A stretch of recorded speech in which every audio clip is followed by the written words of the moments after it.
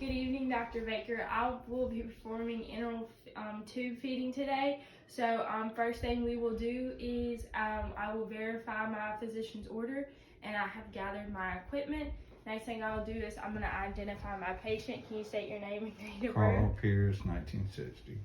All right, and then we're going to perform hand hygiene. And we are going to don clean gloves. We have already placed our patient in high Fowler's position for the purpose of the video.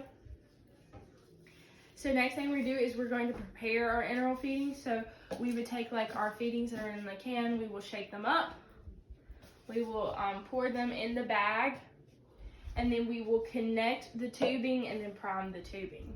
So now that that has done, we are going to check the placement of the tubing. So we would check for gastric contents. So we would pull back.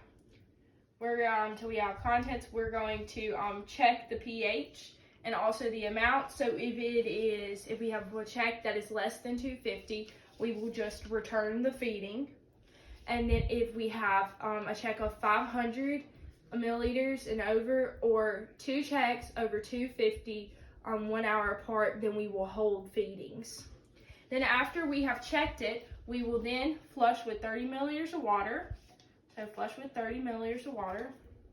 And then after that is done and the placement is correct, then we can turn on our feedings.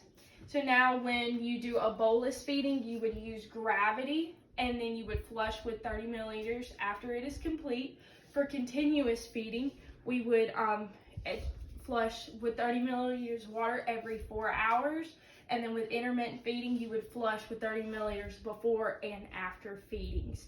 So then we would check for residuals every 4 to 6 hours. And then you should always replace the bags every 24 hours, the feeding bags. Then we would assess if he had an abdominal site. We would assess the skin, check for any irritation, look for any gastric contents that might be around the skin. And then we would remove our gloves,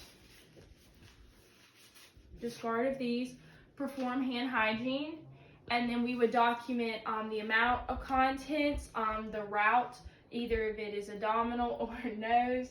We would document the pH. We would document which nares used, and then we would also document the site around there and a note if the patient has any nausea.